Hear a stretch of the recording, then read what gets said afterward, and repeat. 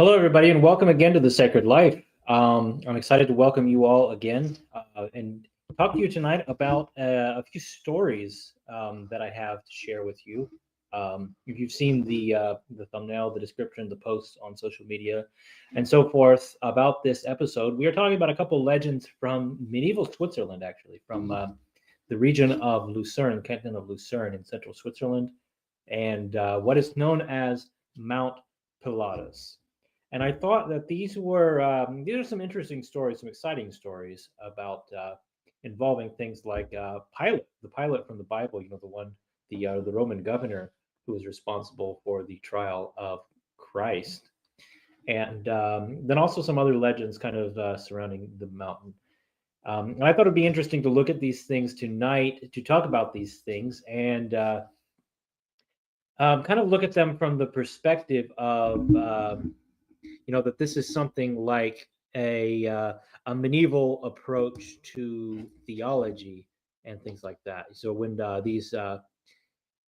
these medieval authors are telling these stories, they're not just engaging simply in telling stories, but rather the telling of these stories is how they are, like I said, how they're engaging in theology and things like that. So we are looking at these stories about Pilate and the mountain in central Switzerland, Mount Pilatus, which is a well-known and a famous mountain overlooking the city of Lucerne. It's a wonderful location. Before I go any further, once again, remind everybody, please check out the links in the description, ways that you can support The Sacred Life. Please consider becoming a channel member if you are not a channel member. You can also do things like super chats, things like that. Drop your comments.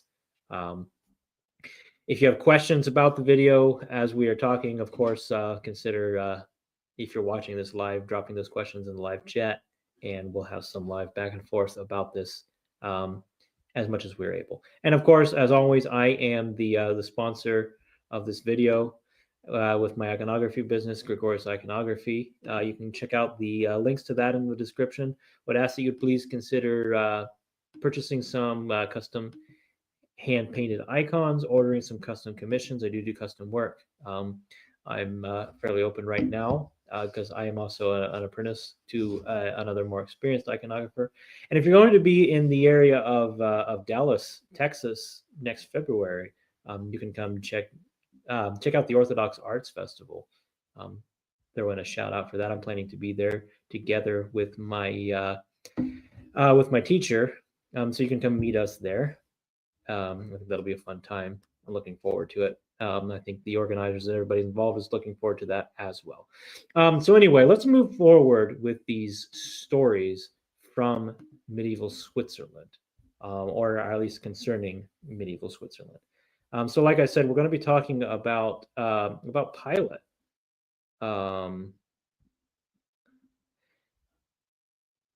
So I want to first read to you a short story that is found in it's really quite a well-known it's quite a well-known story, or quite a well-known collection of stories from the Middle Ages. I think there's like over 1,000 copies of this particular work known to exist. It is the Legenda Aurea, which was written sometime around 1260, the year 1260.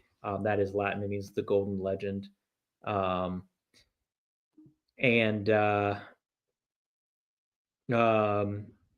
yeah, like I said, it's a well-known medieval collection of legends and stories. And there's a short kind of excerpt here from it that I would like to read concerning Pilate and Mount Pilatus. And I think this is a really interesting story, a really interesting legend.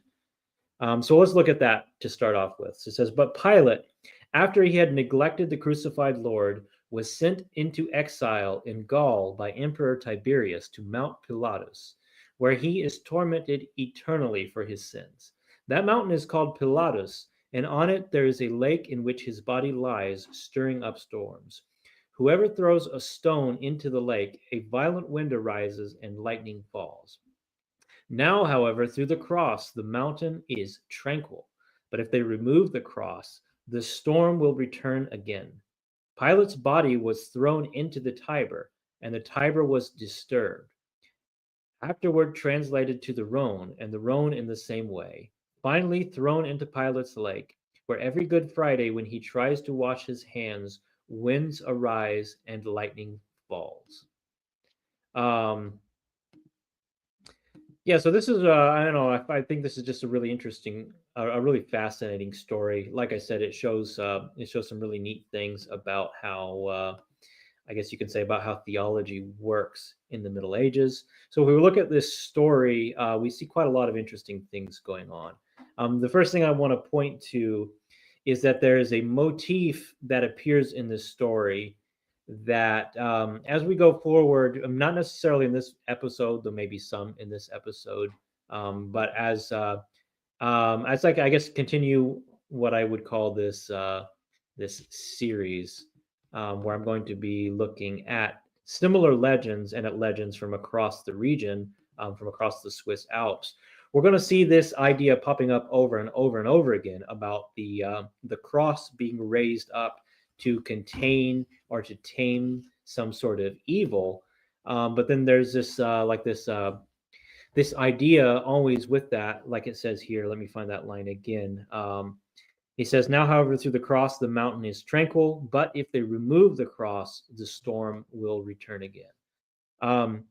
So this is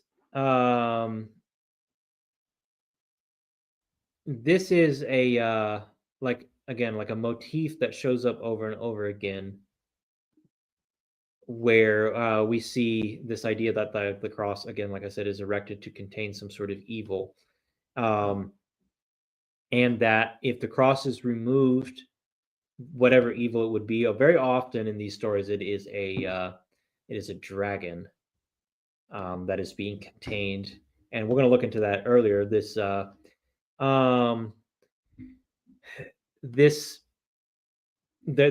stories about dragons concerning Mount Pilatus as well that I think are actually related to the story of Pilate in a way. But anyway, we see this idea over and over again about the cross being erected to contain some kind of evil, or to I don't know, to pacify some kind of evil.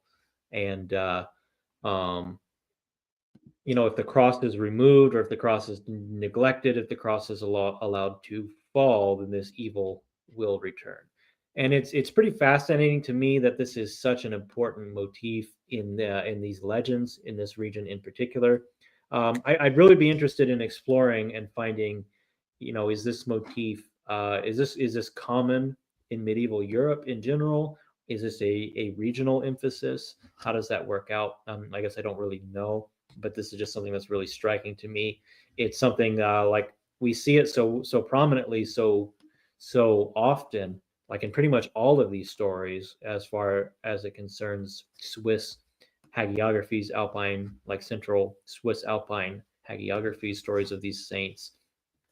That there's always, this raising up of the cross, or this planting of the cross in some place, or making of the sign of the cross, and just this like this message being left for us, like we need to maintain the cross. We need to make sure the cross is not removed, the cross does not fall, or the evil will return.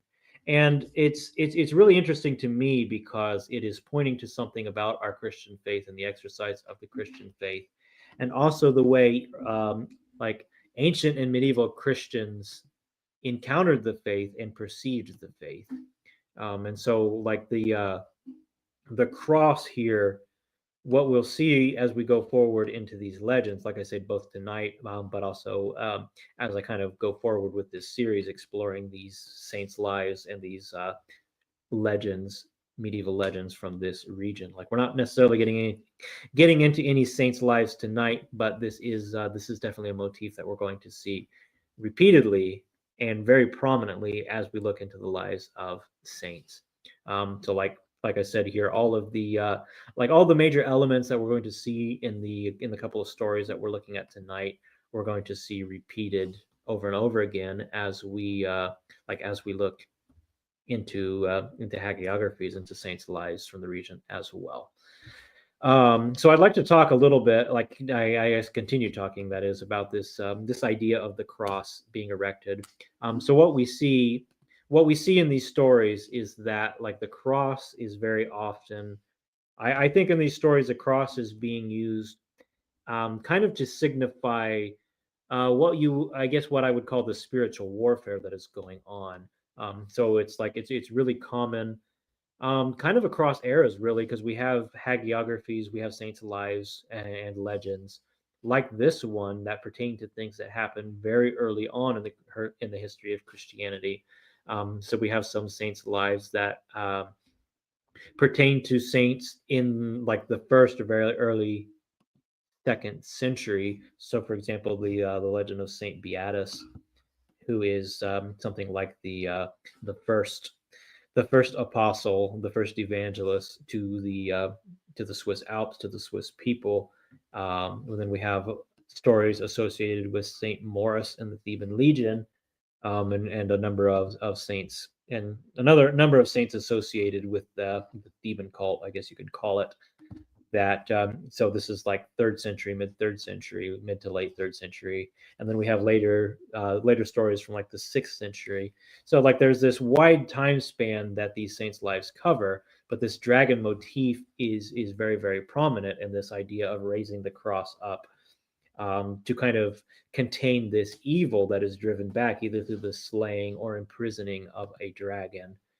Um, Also things like delivering people from demonic possession, is very closely related, tied into all of these stories as well, like a very, very common, very frequent motif. And again, like I said, as we continue to look through these stories over the I don't know, over the coming number of episodes, we'll see those same things, same themes propping up over and over and over again. And I think this story is particularly interesting because it kind of like shows a sort of a foundation, for a lot of these motifs that we see. John has come into the show here, so I'm going to add him to the stage. Um, there we go. I added you to the stage appearing on the screen. I was trying to figure out why. Yeah. Let me adjust that. There we go. I don't know which one I like better. Maybe I like this one better. Which one do you like better? This looks like too much of my face right now. It's All right. late. I'm got my puffy eyes going on. Yeah, yeah. And you got your stupid shirt Stupid shirt. This not my jammies or anything. and your electric guitar and your bass and Yeah, I know. I don't hardly play any electric instruments. My electric instruments are the ones that hang on the wall because I don't use them. Yeah, every time John's on the show, when we're like live streaming like this, and he has his instruments in the background. After we go off the air, he always complains about about which instruments are on. It's like these aren't the instruments I ever play, and people are thinking this is anyway. Yeah. But I John, do have the banjo. Gives me some credibility, but I don't really play the banjo either. So yeah, I guess that doesn't help. I don't have my banjo in the room with me here right now, or else I'd bring mine up and play a little ditty for you. I probably wouldn't actually, but I don't know if you had anything to say, if you've caught what I've been talking about so far. Yeah, most of it. I didn't catch every last bit of it. But you mentioned the sign of the cross, and I'd commented to you. I don't. There's a lot of different versions of the St. George story. Yeah. But the English version, the medieval English version, in the Golden Legend, he's like constantly making the sign of the cross, and it's kind of striking, like just how often he's doing it. Whenever there's something that's that's important that he has to do, then he's going to make the sign of the cross, and that is going to be when he's confronting a dragon. And it's so often, it's like it's beating you over the head with this. Like if you're going to undertake something like this, you're going to confront a dragon, or you're going to face demons, and not just the demon that confronts you as an individual, but that confronts a community. Yeah. Then there's no way to do it unless like you follow the cross. Now you mentioned the medieval English version, and then you mentioned with that the Golden Legend. Now is that the same Golden Legend that I'm talking about here? The medieval text from Jacobus de Voragine. Yeah, and so I said English, but that was kind of a misnomer because it's in Latin. Right. But and Jacobus de Voragine, he's an Italian yeah, bishop. yeah, it was super popular in England, and Saint George, he's the patron saint of England, so this was like a major story. Yeah, right. So that story that I was reading just a minute ago is from that same collection. Yeah. Okay. Yeah. So that's why I wanted to call that out. Like, it's like, oh yeah, we're actually talking about the same book here. Yeah. So I didn't hear you mention the name of the book. I actually missed that part of it. But I probably said it in Latin and not. No, I probably just wasn't tuning in at that point. Yeah. So.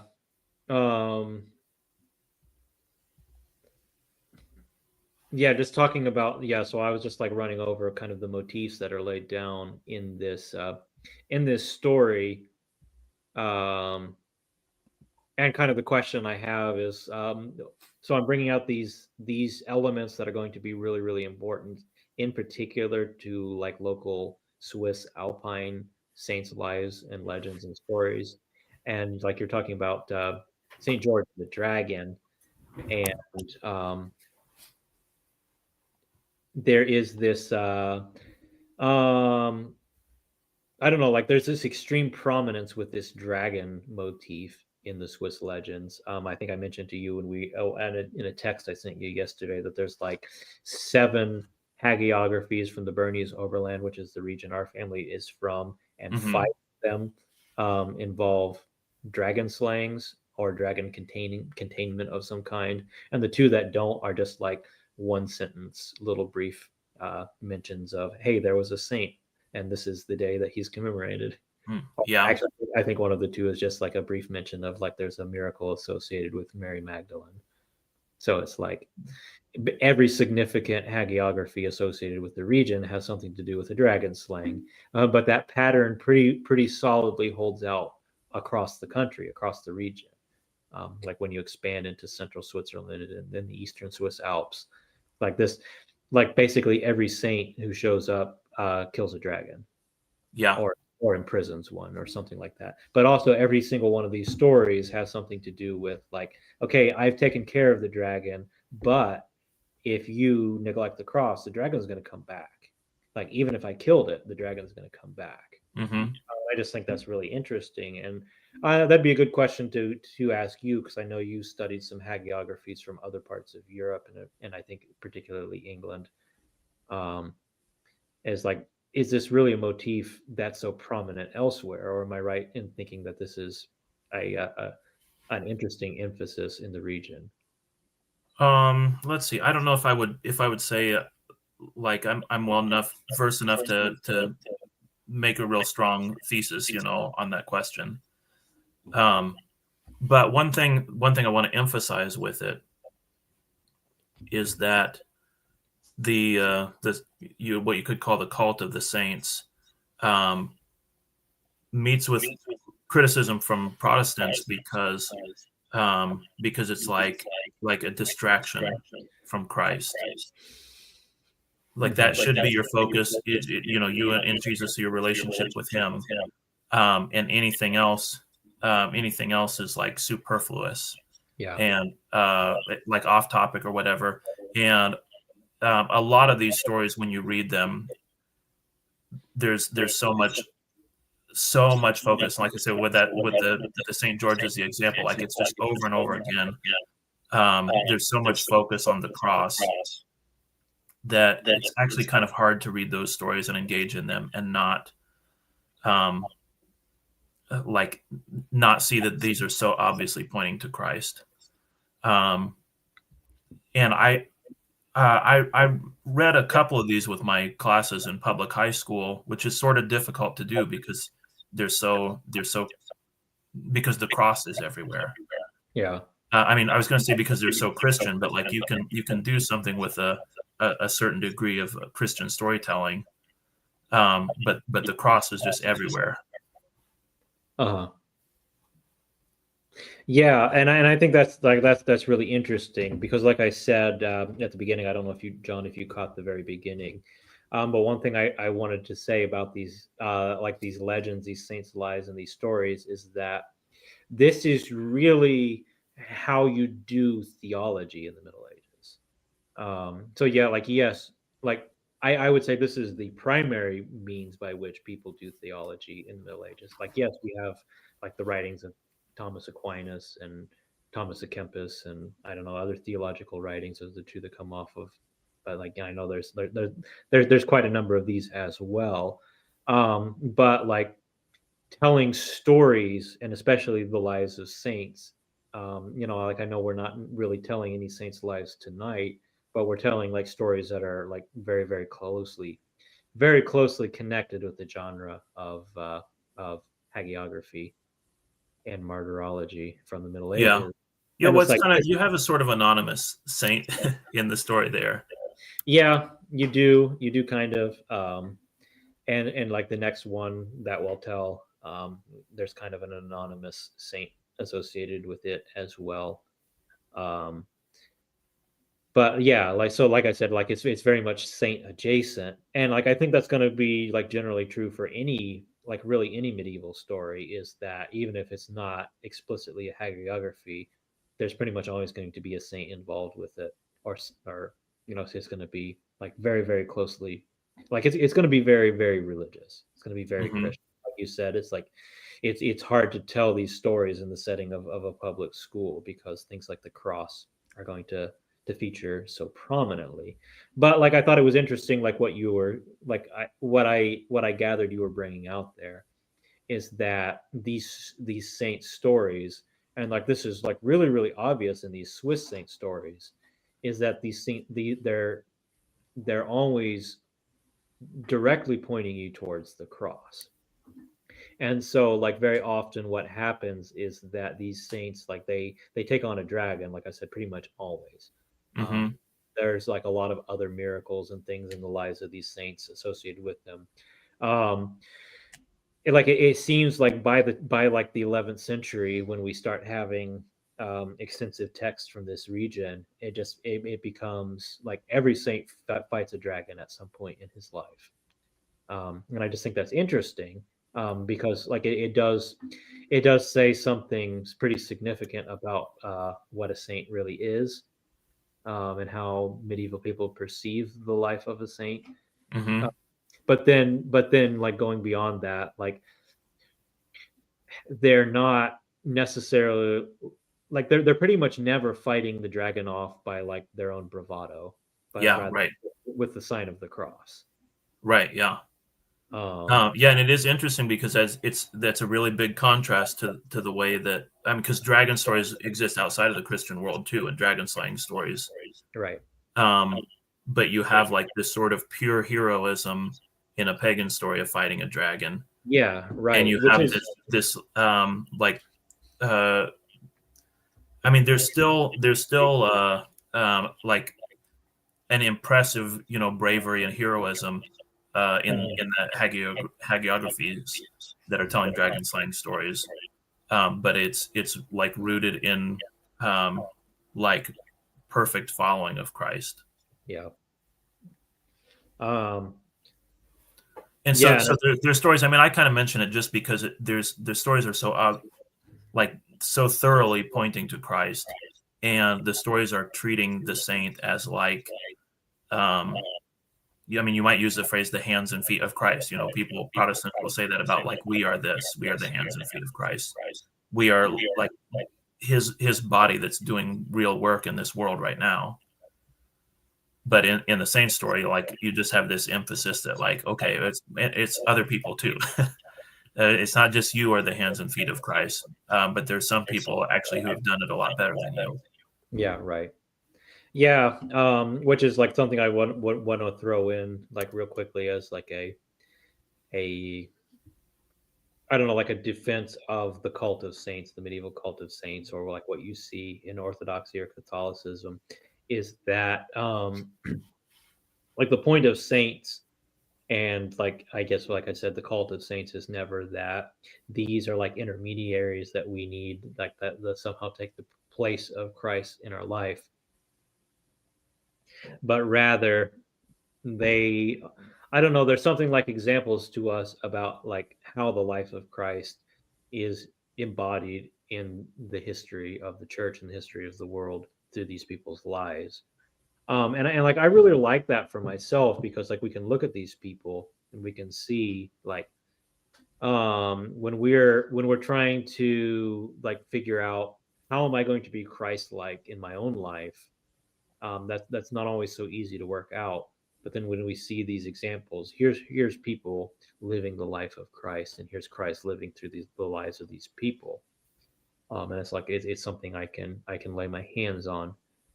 And I think part of the reason why that's true is because um, each of us embody Christ in a way that is particular to ourselves. But there have been people in the history of the church that are, I don't know, like me. Yeah, I guess you Yeah, could but say. it's also you have this like fairy tale type of storytelling that's going on where like um it it's hard to see like, oh, I'm going to confront the dragon or something, like the person in the story. Like I think there's still an element where you don't see yourself like literally walking in the footsteps of these people doing the same types of things they did. um and yet there's still something in that type of storytelling that does feel very applicable to you. I mean, I mentioned fairy tale type of storytelling. If you're reading a fairy tale, like you're not imagining that if you prick your finger on a thorn, you're going to fall asleep for 100 years or something like that. Right. And yet there's I don't know how to explain. There's something in the storytelling, um, in this like very distant type of storytelling that seems very distant from my real life, that yet makes it actually really easy for me to step into it and see myself there.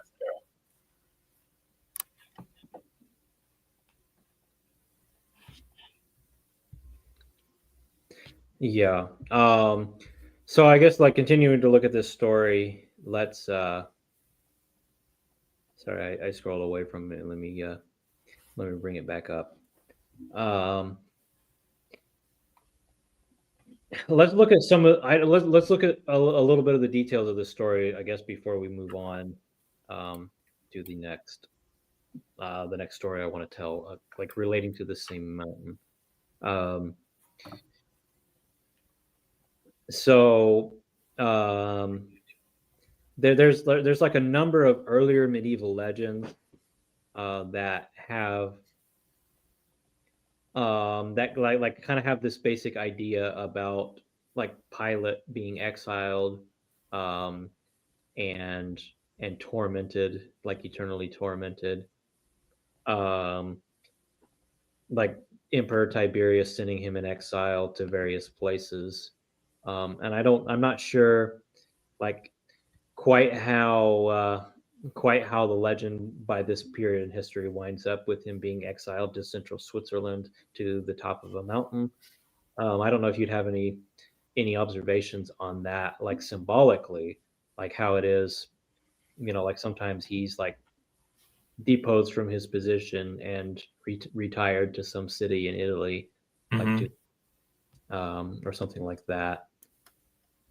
Um, then by the 13th century, it becomes he is like exiled to Gaul, and his body is cast into a lake at the top of a mountain.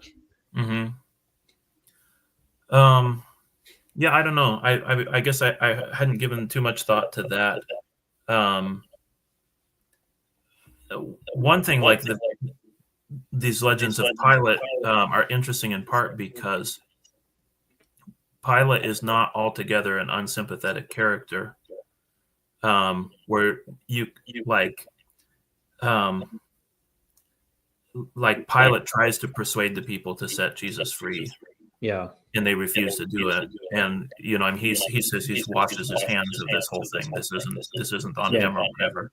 Which, like I say, it's not unsympathetic. Like if you look yeah, at yourself being in his position, then you would see like, well, I guess I guess that's probably what I would do. I would try to get the Yeah. guy off. Yeah, but there's like a really interesting element in this story as it's recorded here in the Golden Legend that he's like every Good Friday when Pilate tries to wash his hands, then the storms rage. Mm. So it's like Yeah. um, I don't know, like that brings to mind to me like a famous I don't know, like I guess it's kind of well known in Indiana, but I think it's actually well known across the country. Is like the was it in like the '60s or the '70s the Good Friday tornadoes, where there's like this massive storm that sweeps across the country, and like at the time was like maybe the biggest tornado outbreak that had been recorded. Um, Yeah. Although that's Palm Sunday. oh yeah, that's right. That was Palm Sunday. Yeah. I guess I do remember some pretty vivid Good Friday storms Yeah. when we were kids. Um, I don't know that that's really related to Pilate trying to wash his hands, but I love this imagery. That's like Pilate is like eternally trying to wash his hands. Yeah. For us. Right. Yeah. But like the result of it is like I don't know if you could say it's something like his anguish and his torment like expresses itself or like floods out into the world in this kind of like divine symbolism. That this is kind of like how it strikes me when I read that line. Um, like there's this wind and this lightning when Pilate is trying to wash his hands. It's just like there's like this very powerful element of that is like this is not like Pilate. This is not something that you can actually wash your hands Mm-hmm. into. Yeah. Right. Um, yeah, I don't know that there's going to be a really strong Macbeth connection, but this sounds like so much like Macbeth too, with Lady Macbeth in particular, like trying sleepwalking and trying to wash her hands off. Macbeth Yeah. himself said, to paraphrase, "Will these hands ever be clean? Mhm. No, if I dip them in the oceans, they'll just turn the whole ocean red." Yeah. So yeah, but again, this sense like you commit a sin that can't be washed away, and you're going to keep trying to wash it away.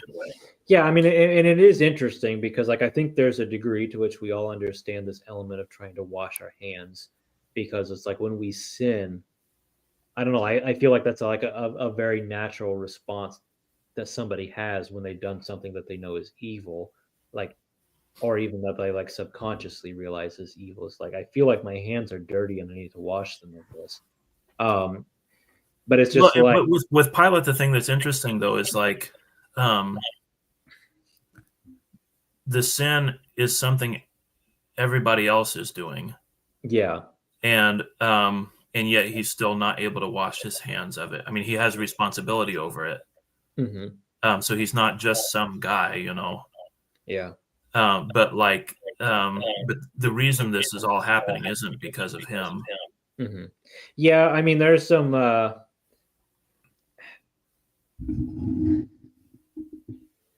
Sorry, I'm getting a comment here that there's some echo. Let me. That's actually probably my fault. The way I probably have my laptop's volume up too high. Let me fix that. Anyway, there's actually like some elements very early on in the Christian tradition. Like I think if you read things like the Acts of Pilate, you see Pilate portrayed in this almost sympathetic kind of way. Pilate's wife is I think at least sometimes, maybe all the time, I'm not sure, is actually considered a saint in the Christian tradition. Like she is a like a righteous woman, and I think like according to the tradition, like goes on to become a Christian. But like I said, like in things like the Acts of Pilate and some very very early Christian sources, you see Pilate portrayed in this almost sympathetic kind of way, but as like a tragic figure. Mm-hmm. It's much later on he becomes a villain of the story. But there's I think you can say there's kind of this element in which Pilate is a villain, but not by choice. Yeah, right. He's Yeah, kind of I a don't say these things in defense of Pilate, but Mhm. just to say that, well, I mean, I think there's something very appropriate in like in legends of Pilate facing this sort of punishment. Um, and yet it seems like wouldn't you do the same thing if you were in that position? Yeah. I mean, it's Right. like a mirror onto your own faults rather than a defense of Pilate. Yeah. Right. And I think that's something that's important. Is like the Pilate figure in the Christian tradition really is kind of a mirror. Which are like a lot of figures really in the grid, and I think that's kind of how we should relate to saints to a degree as well. Is like saints can be mirrors of the virtuous side of ourselves, Hmm. and figures like Pilate, like obviously, are the opposite of that. Um, and I think that's one thing that kind of arises with the traditions of Pilate is that not everybody who is a villain because they are like maliciously evil. So some of these medieval sources of Pilate will include things like um, let me look at this here. Like we have a source from around 860 that mentions that Pilate, after the crucifixion of Christ, this source also mentions that he's sent into exile, not to Mount Pilatus, not to Gaul, but it just mentions that uh, he was sent into exile and then winds up hanging himself like Judas did. Um, and so, this is part of the Christian tradition as well. Is like that Pilate for the rest of his life is tormented by this. And I think you would be, like, honestly, if you were in Pilate's position, and you saw the things that he saw. And like, if you read something like the Acts of Pilate or the Gospel of Nicodemus, and you see like the other things associated with the trial of Christ in the life of Pilate, um, you would imagine, like, if these things are true, this person would certainly be tormented by what happened and his role in it, even if he was kind of like a tragic figure in the whole story. Um, Yeah, yeah, I mean, you'd asked about the mountain, and I don't I don't know that I've got a whole lot to say on it, but I'll just make whatever comments I can. That uh, your mountain, you could call it Axis Mundi, which would be like um, the union of heaven and earth, but also with like hell buried underneath it. Um, a place of encounter with God, and you could say that would make it an appropriate place of judgment. Um, and if you've got like a lake on the mountain where a dragon lives, and I said like hell can be underneath your mountain, or it can be like underneath your axis mundi or whatever. Um, but I don't know. I mean, those are just like some symbols that would kind of commonly be attached to that. yeah, So Pilate is like maybe he's just on the mountain because that's a seat of judgment, and that's a place where he's still trying to wash his hands. yeah. Well, okay, so there's something interesting actually to bring about that. Which I think kind of relates to the symbolism of the Alps in particular. Like, as far as mountains go, the Alps are really interesting mountains because, if for example you're somebody who follows Jonathan Peugeot or the Lord of Spirits, or people like that, and you hear them talking about like the general symbolism of mountains, mountains being high places or mountains being places where we encounter the divine. um, there's all sorts of other things about what mountains are. Mountains representing like where heaven and earth meet is another way you can look at it as well. Hmm. You have this symbolism of the mountain of God in the Bible, and the mountain of God not necessarily being a geographic location, but more like being a symbol. And so like there's that element of a mountain as well. But then there's another element of a mountain, which is a mountain can also be like a terrifying place. And Swiss mountains are very often terrifying places associated um, with like dark spiritual powers. And in Switzerland, that tends to be dragons. Like dragons tend to live inside of mountains. in Switzerland, Mm-hmm. like in caves within the mountains. Like and mountains being like the abodes of terrifying spirits.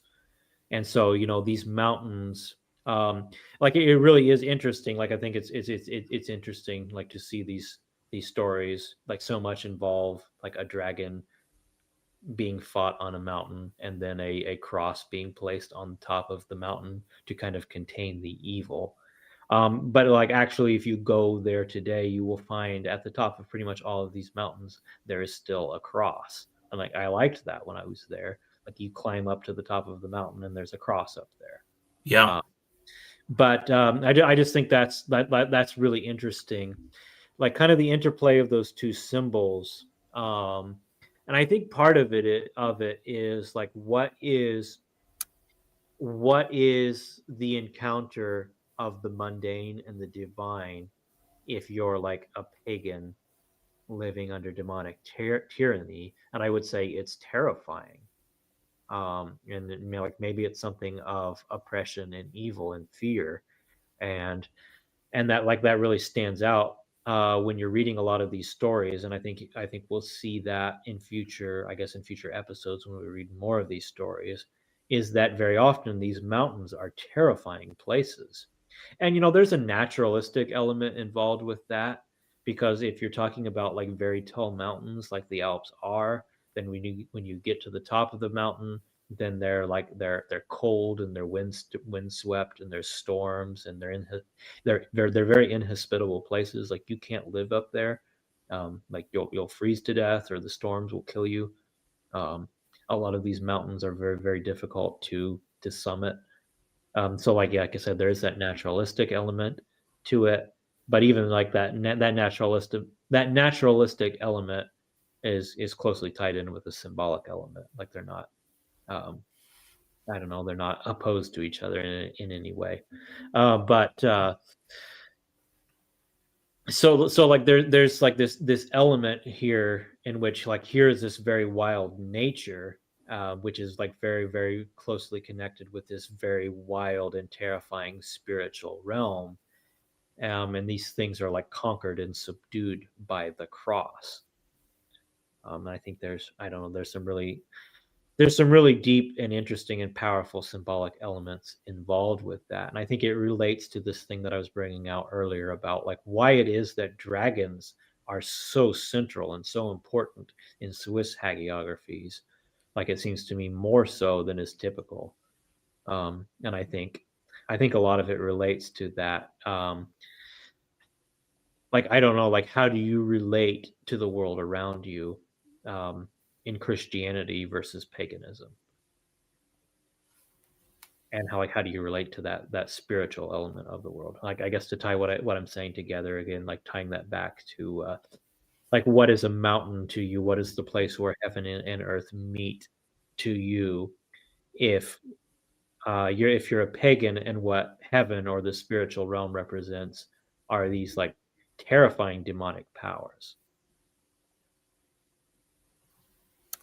Yeah, right. Earlier we were talking about the role the cross was playing in the stories and the sign of the cross and all that, and then you're bringing up now like, well, that's part of your physical environment too, Right. um, because you still climb up the mountain and have some type of spiritual experience. I mean, like anybody who hikes up a mountain is going to have some kind of spiritual experience or whatever. And if you're building a cross there, you're um, like you're showing people what does it mean to have the type of experience you have when you climb a mountain, and what type of experience should you be having in this moment. That kind of becomes a model for who you are and how you live your life as well. Mm-hmm. Right. Yeah. I don't know, like this element, I don't know, it is particularly interesting to me. Why don't we actually go ahead and move on to the next story? What do And we've got our Cooper was our character in here, right? That's Yeah, that's in the next story. Yeah. Oh, in the next one. Okay, sorry, because Yeah, I actually missed the telling of this story. But we haven't got to the Cooper yet. We'll get to that okay, in this one. okay, So this is I think the version I have here that I've brought up is kind of like a a more modern telling of the story, but not like a modern version, but like a like somebody later on telling the same story that is recorded somewhere else. And so he's like talking about where it's recorded, which is, well, anyway, I'll just read it. So he says, there's very few residents of Lucerne who have not seen the writing. This is translated from a German, actually a Middle High German source. There are very few residents of Lucerne who have not seen the writing on a vestment robe in the Abbey Church of St. Leodegar. Depicted here is the very miraculous and believable story that deals with a certain cooper or barrel maker, an inhabitant of said city, plus two dragons or lindworms. Unfortunately, due to carelessness or other circumstances, the day, year, and name of the man are now forgotten.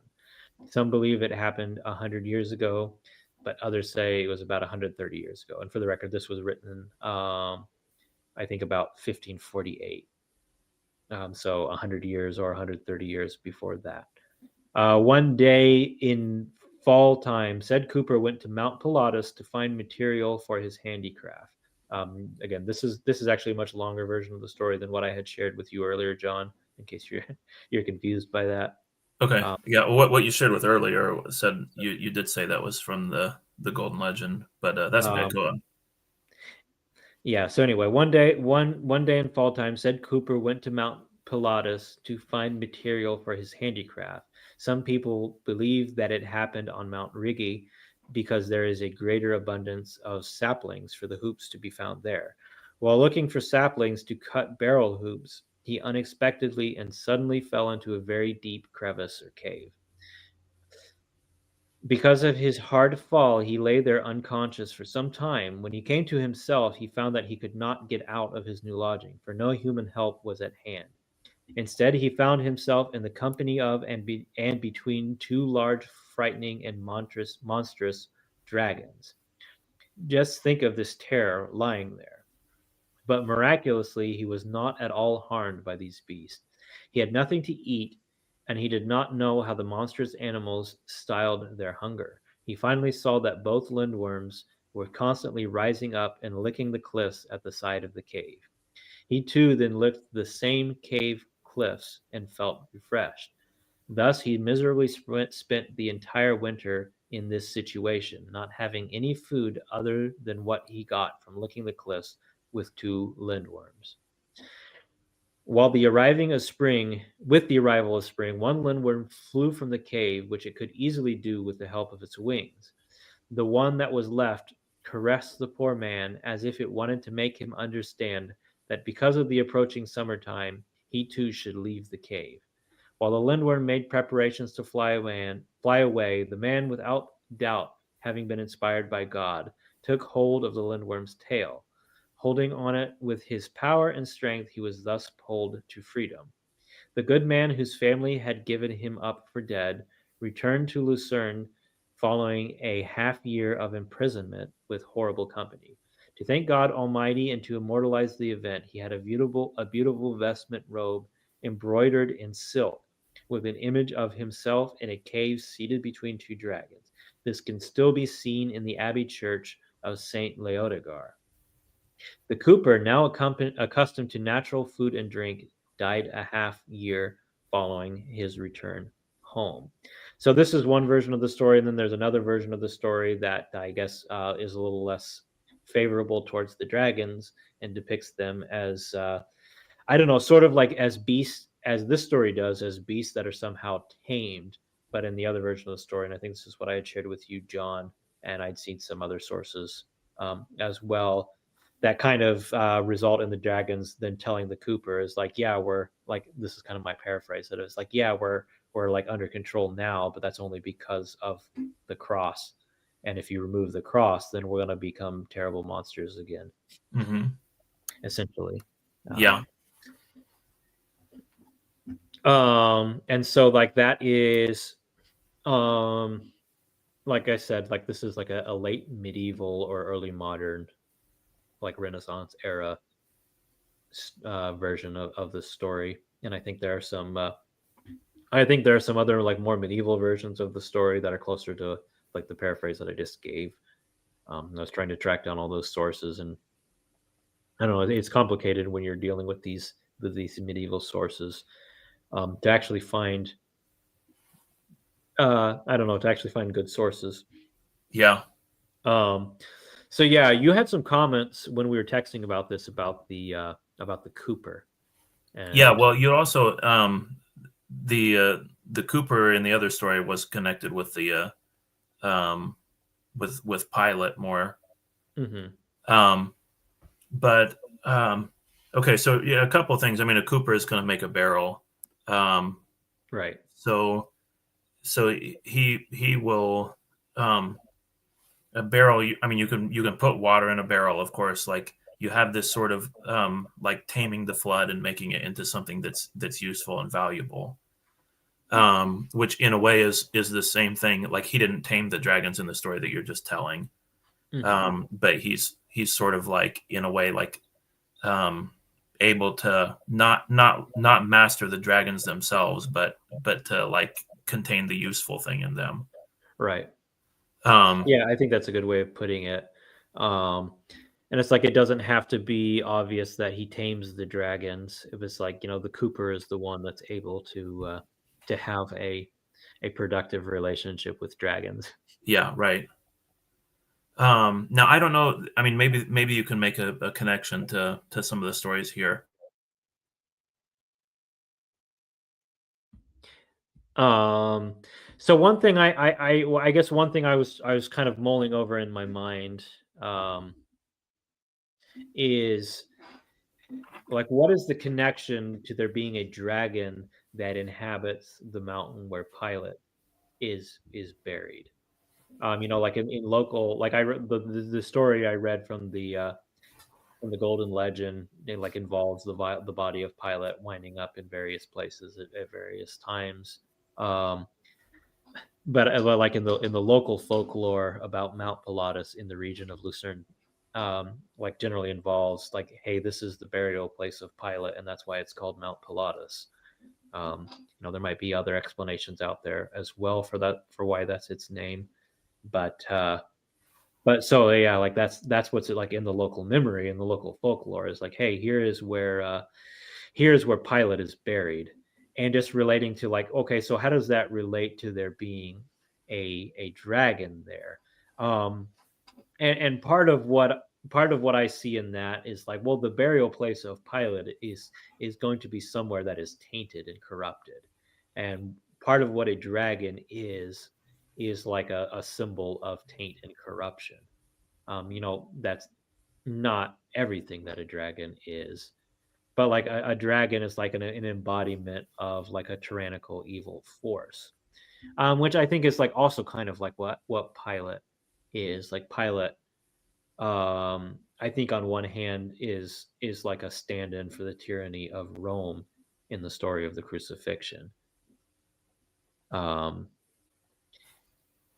so yeah, I'm trying to work out like how does this dragon motif and a dragon inhabiting a cave on Mount Pilatus relate to Pilate.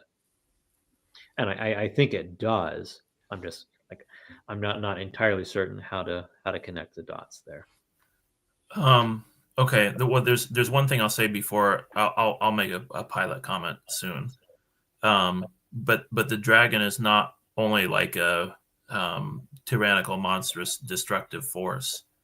And in the story you were just telling with the Cooper, they seem like at least potentially very dangerous, but they don't present danger for him. Instead, they show him that he can lick the rocks and live, and they also like have affection for him, and then help him out of the cave or out of the hole ultimately.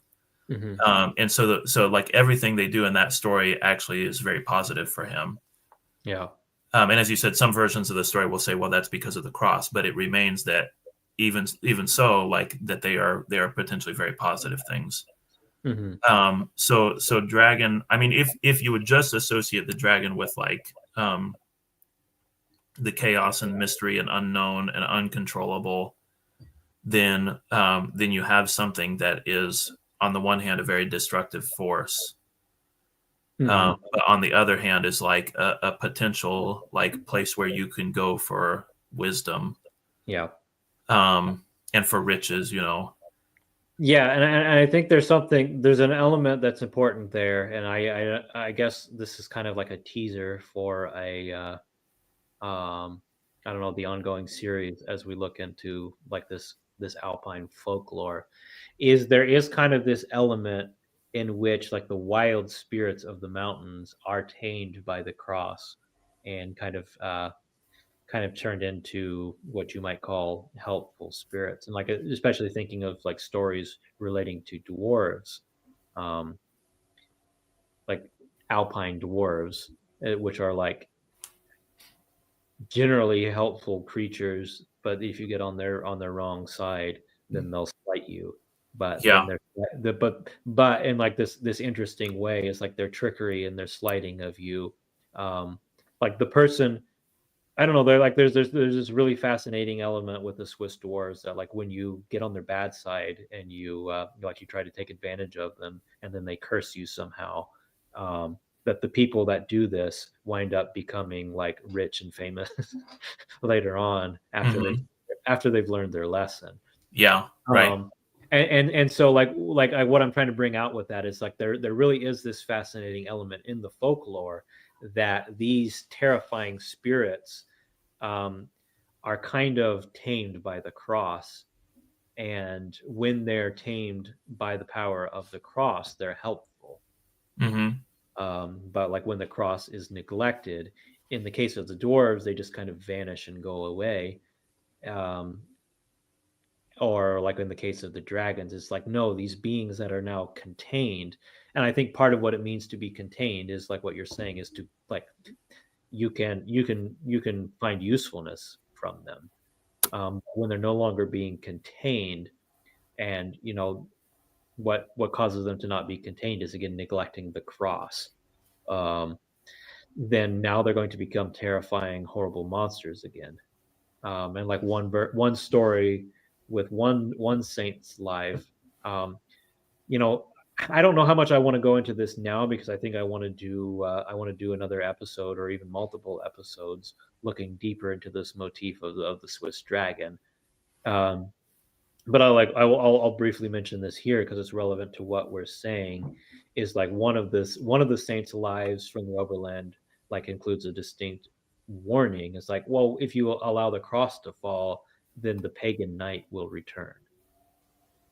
So it's like if you allow the cross to like I don't know, it's like it's portraying this I don't know, this pre-Christian era as night, as darkness. And yeah, I know that they're just very interesting, like tying all these symbols, like working all these things out, and we just see how, um I don't know, like I like this idea, I guess, that you were bringing out, like here's how the dragon is useful. um Here's how Yeah, I you mean, like tame the dragon as well. Paul talks about the thorn in his flesh as being useful and valuable, and a blessing, and says all things work together for the good of those that love God. And so, like the force that could be very destructive, that could present temptation, can also be the thing that, um, like that leads to salvation or leads to blessings in life. Hmm. Um, and in the story of the temptation of Christ, Jesus goes into the wilderness to be tempted. There's like to be tempted, like that's the language that's used in there, like indicating like this was the purpose. This was Hmm. why he went there, was to face temptation. Right. And when he does, then it seems to me in the telling of the story this way, and maybe this is not like the right way to talk about Jesus and his ministry or motivation or whatever, but it would be right to talk about a person who's like following the pattern of Christ, to say that it seems like in facing that temptation, his purpose becomes more clear and his dedication to his purpose becomes stronger. Mm-hmm. And like I said, I mean, it may feel like not quite right to talk about Jesus in that way, but I think like for the Christian, that's what you do, is like you go and you face that monster, and when you do, you actually gain clarity. Yeah. So let's look at an element. Then this is occurring to me as you're saying this, that relates to that, is why. So we're talking about a cooper, the barrel maker, and as somebody who can like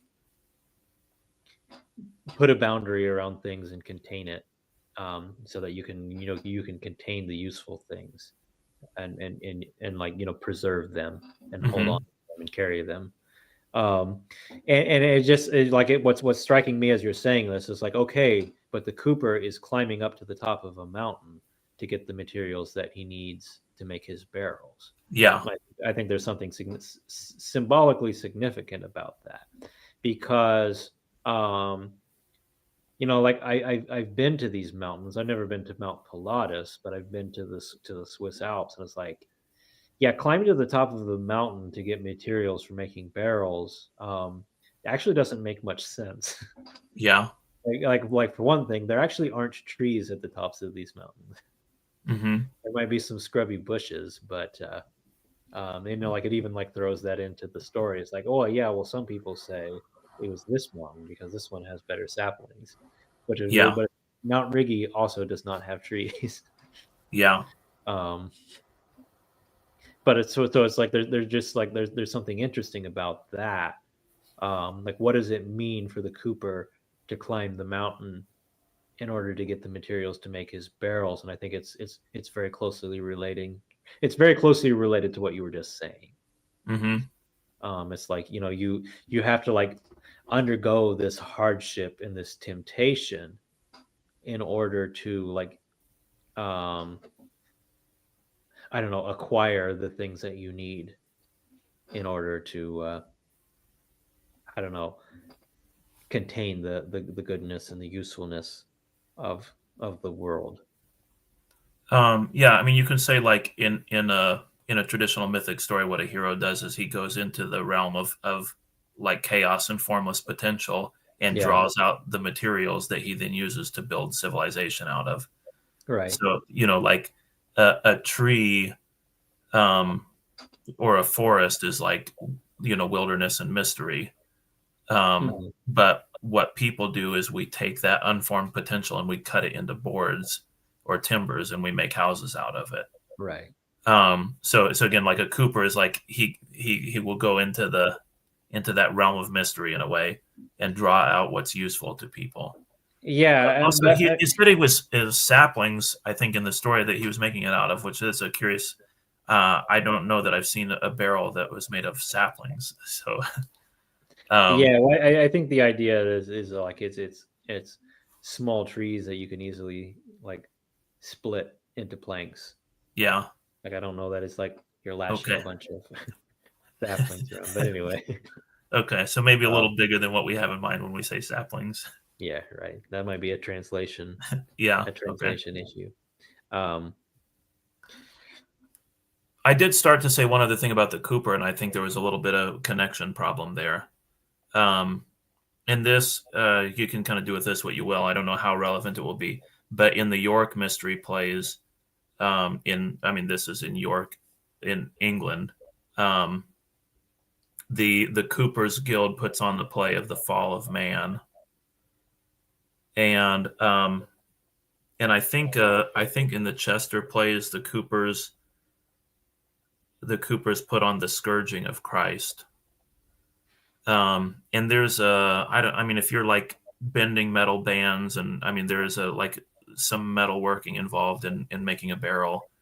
And so if there's metal working involved, then you have like this somewhat violent craft. mhm. Um, and maybe that's part of the reason, but I don't know exactly. I can't give a really tight explanation for why they put on those two plays, the fall of man, and the scourging of Christ. But I mean, especially when it comes to like the Pilate detail, I mean, there's maybe something of the violence of the craft too that connects them to that story. Mhm. Yeah, I don't know. I guess I'm not sure what to think with that. Oh, and then you'd asked about Pilate and his connection with dragons.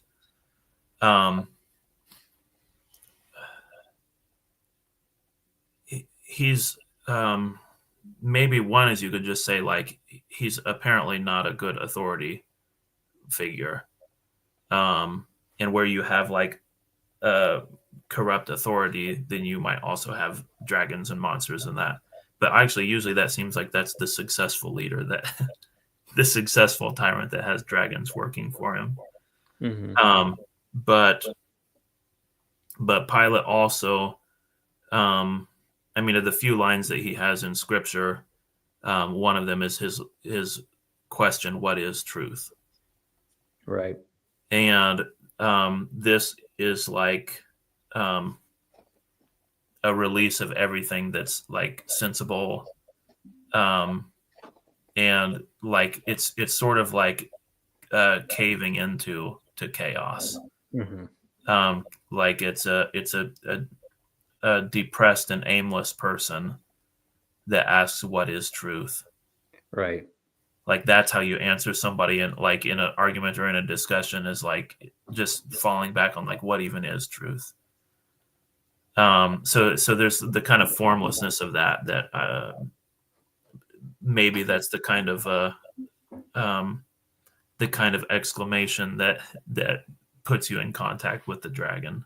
Yeah, I mean, I don't know, because like at the same time, like that would be a pretty normal response for a Roman of Pilate's like status and time period when faced with I don't know, with Jesus and his claims of truth. You know, Rome does have like a pretty, I don't know, I almost like a relativistic sense of morality and truth. Mm-hmm. Um, so I mean, there's that element as well. But it's like Yeah, but in years.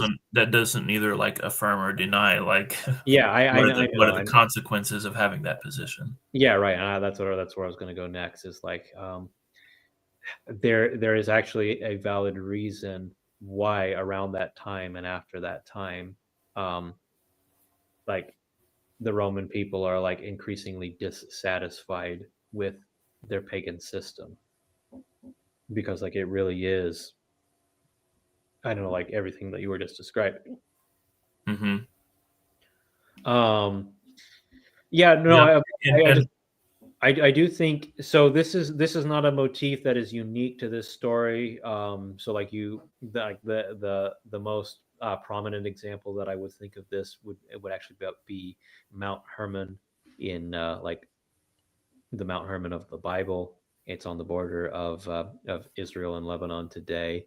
But just like this idea that you climb up this mountain and then from the mountain descend into basically into hell, which I think is like kind of what's happening in the story with the Cooper, because like he climbs up the mountain and then falls into the abode of dragons, mm-hmm. like the underworld, basically. Because like you have to understand that a dragon is in medieval legendarium and hagiography, like a dragon is basically a demon. But it's like not necessarily a demon in the same way that a modern person is going to understand a demon. Very often in these hagiographies, dragons are very, very clearly a representation of like demonic tyranny. And so like there is this sense in which a dragon is um, on the one hand, a chaos monster, and on the other hand, a monster of tyranny. Yeah.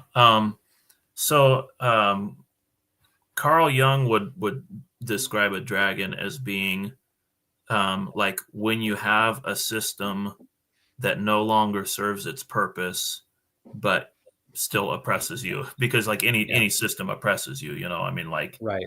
um, restricts your individuality or whatever you could say.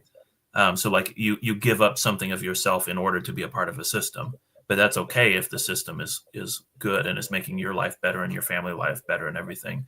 But if again, Yeah. he would say if you have a system that's no longer serving its purpose, but you're still a slave to it, Yeah. then you have a dragon. And he So would say that in part based on medieval hagiography, and in part based on like sort of like dream yeah. therapy, analyzing Also, patients' dreams.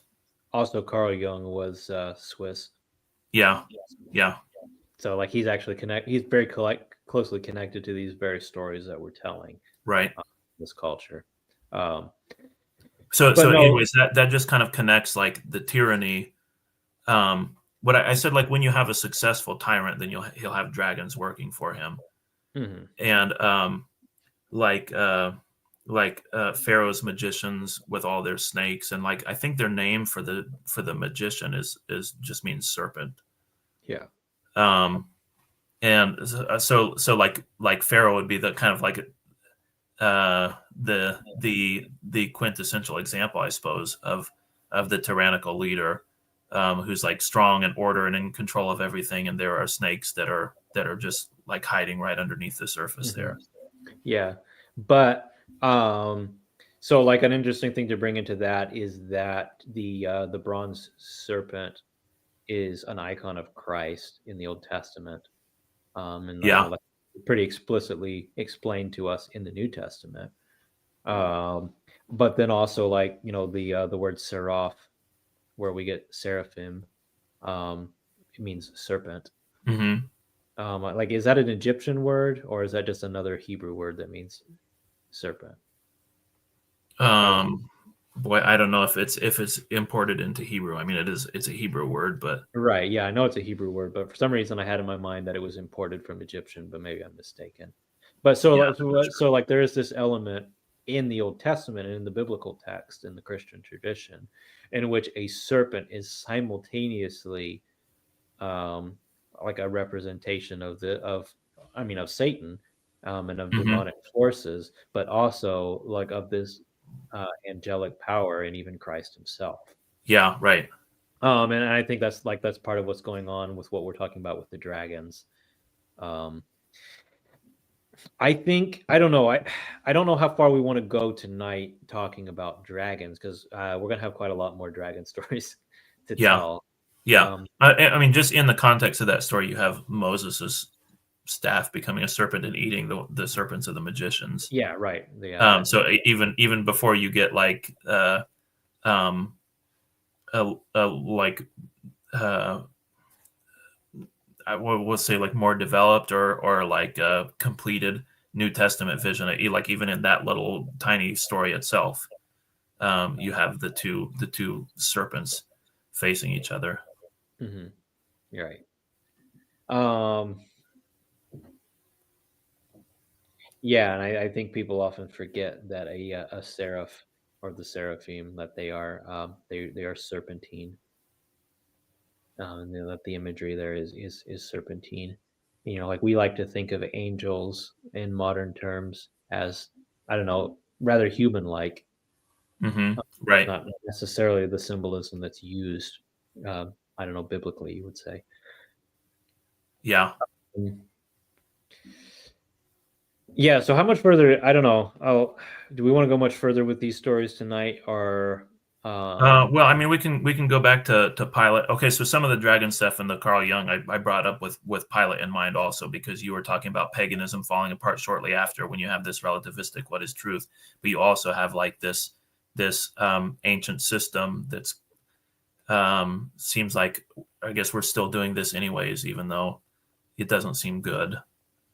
Mhm. Which is by Carl Jung's idea of dragons, anyways. Like that's when you would expect this to become a dragon for people, if it hadn't been already, Right.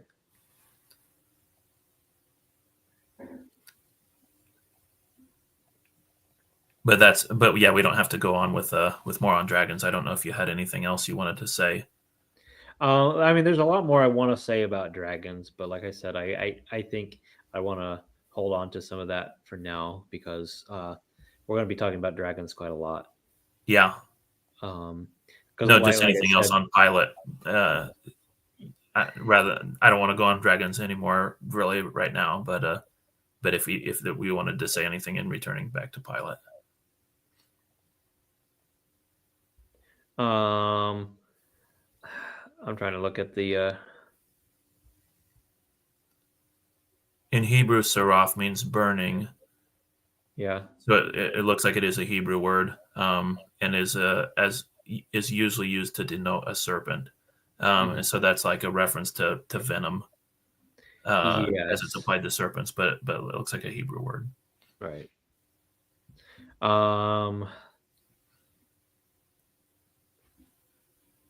I don't know. I like just going back to Pilate. Now, of course, I think we can understand the symbolism of Pilate and his connection with storms. Like storms being like a symbol of torment and torture, like spiritual anguish, and like the degree of spiritual anguish that that Pilate is undergoing because of his sin and of his actions is like so extreme. I mean, that's one thing I see kind of in these medieval stories about Pilate. Like the anguish of Pilate is so extreme that like it manifests itself in the world as literal storms.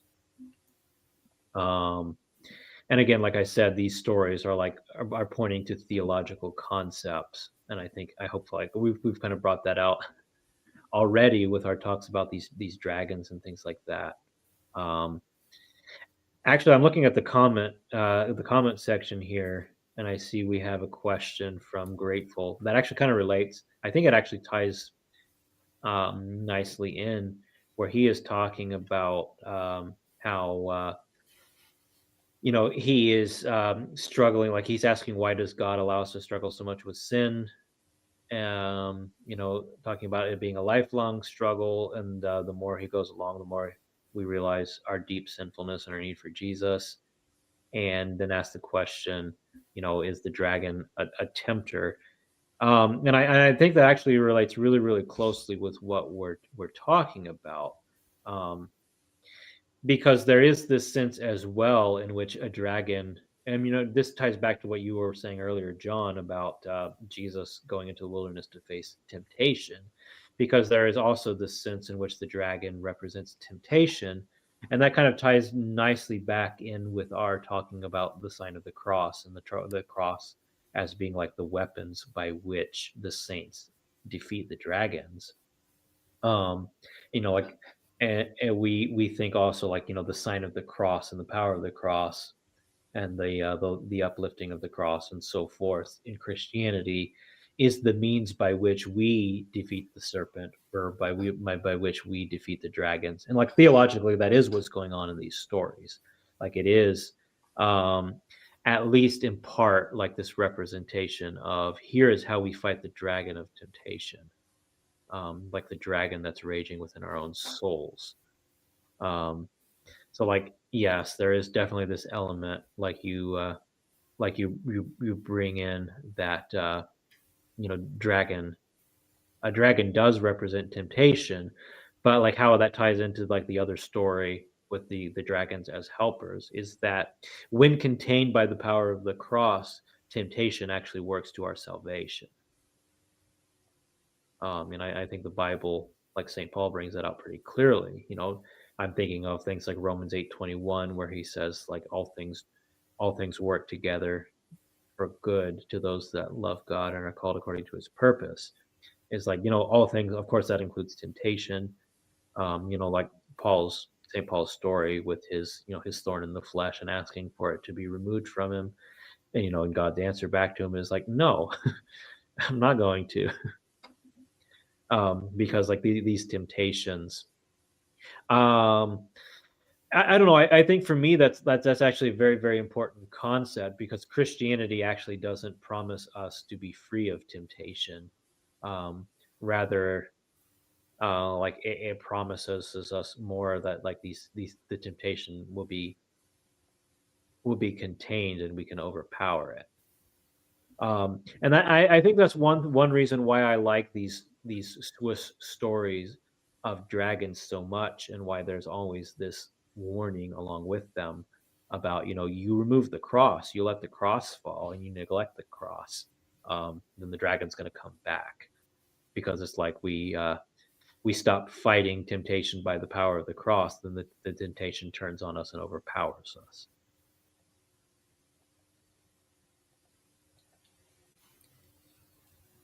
Yeah, and I mentioned the sign of the cross in St. George, but in lots of medieval stories, you have your heroes making the sign of the cross over themselves, and some of it you can say is like symbolic storytelling, and some of it is like really encouraging you, like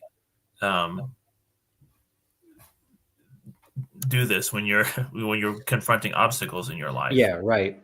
Like the stories actually are telling you, like, here's a practice that you can have when you're going in to face temptation, because now you have like the physical sense of the cross of Christ overlaying my own body, Right.